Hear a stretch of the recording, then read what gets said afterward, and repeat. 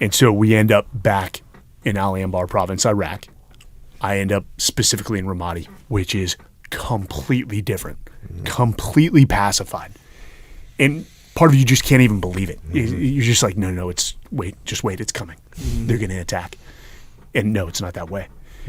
Well, at the same time we were arriving in Iraq, the Sadr militia backed by Iranian special groups, they're what we call the Quds forces, they're special forces, had kicked off a major spring offensive, and this is spring of 2008.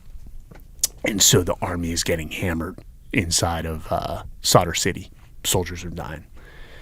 And they request sniper support from the U.S. Special Operations Command, specifically Siege Sodov AP.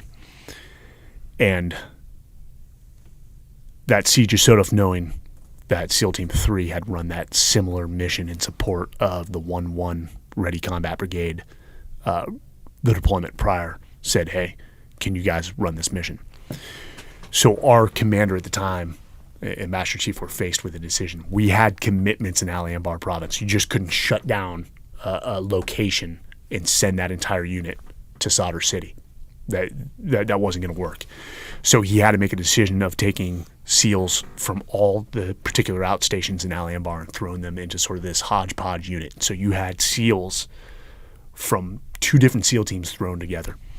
And we loaded up a bunch of RGs, I think eight in all, and 40 of us drove out to the Baghdad International Airport and set up a new unit called Det Defender Detachment, Naval Special Warfare Detachment Baghdad. And we named it Defender St. Michael, the Archangel, the Defender, after Mikey. And we created this badass patch that had the Archangel on there, and we all knew. And some of Mikey's boys that had gone through BUDS were in this new unit. Good friends of mine that weren't in Iraq at that time. They had deployed to the Philippines. And so we are located in Baghdad, but Sadr City is like an hour and 15 minutes away from Baghdad International Airport. And so, they are screaming for us to get in. And again, this unit has never worked together. Some of them had, like these 3 guys came from this platoon. They had worked together, but they hadn't worked with these guys from the SEAL teams. And both the conventionals and Siege Sodov are screaming for us to get in there. And so we did the best we could, rehearsals, the planning. We had never operated in the area. Maybe some people had, but those were the very senior SEALs. And we get thrust into Sadr City, primarily around this route called Route Gold. And they were trying to, at that point, the strategy was to cordon off or enclose Sadr City with these large T-barriers so that we can control the entry points into the city and hence cut off supplies or enemy troops coming into the city. And ultimately, the strategy worked. But the first night in, all 40 of us go in. And again, remember, we had this like young intel officer who had just come from, first time in Iraq, had come from Al Anbar, where you're dealing with now the remnants of a Sunni enemy. And we're now operating in Shia territory against Shia enemy. Completely 2 different styles of fighting, 2 different purposes.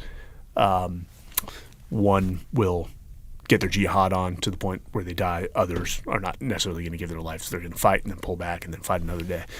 And he didn't understand really the difference. And so the intel wasn't exactly aligning. Again, we hadn't been in the area. We go in the first night and all hell breaks loose. Remember, Chris Kyle's with us. He's our lead sniper. And we're trying to get into a position. And, we had EFPs detonated on our patrol. And for the listeners, an EFP is an explosive forming projectile. Again, if you remember, these were Iranian made, and what it is a concave plate of copper with a lot of explosives behind it. When you detonate it, it turns it into a molten projectile. Molten. Like a giant bullet. Yes. And this thing could cut through a Bradley, an RG, an Abrams tank, cut right through like a hot knife through butter. These things were nasty, and they were killing troops. We had that detonated on us, and then they owned the rooftops. And they had what we were trying to do to them. And so we are just like fish in a fishbowl, and they are shooting. Chris took 1 round, and the helmet bounced off. Seth had now taken your position as and it really is, the band got back together, Task Unit Bruiser. And so Seth is back with the Stryker company that inserted us, doing his job of deconfliction and making sure we had the support we needed. And shortly after, we called for hot extract. I mean, guys were getting low on ammo.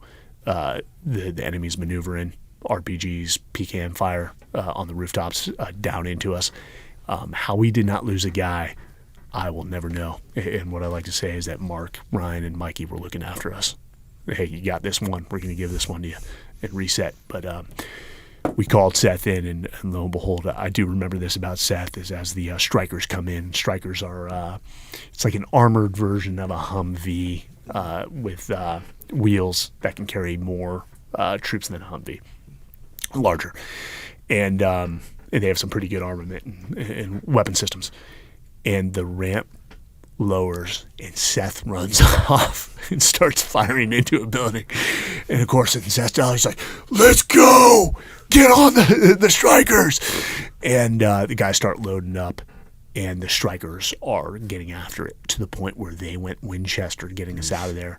And one of the Stryker operators says, "Hey, give me your gun." And I hand him my SR-25, and he just starts going at it. And I hand him my last mag. He reloads, and he's just getting after it.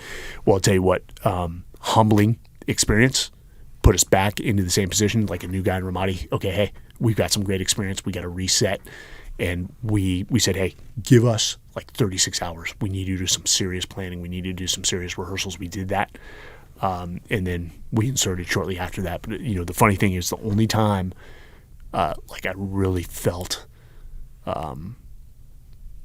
vulnerable.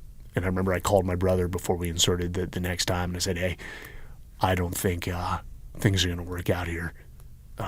Let my kids know I love them. And make sure, my daughter grows up to be a person of character, and make sure my son grows up to be a man. And me and my brother don't talk all that much, but for me to make that call was probably a bad choice, and for him to hear that probably put a lot more concern on his plate. But we inserted, and we got into position, and the guys started to knock it out of the park. And then mission after mission, they just kept eliminating combatants. SIGACs started to dive. We had one 72-hour operation where the guys eliminated 50 fighters. And within 3 weeks, I think they want to eliminate, and I don't want to hyperbole here or plus up numbers. I think it was like 125 to 150 within 3 weeks. The guys eliminated, and SIGACs went to almost zero. And then there was not much to do for the rest of the deployment.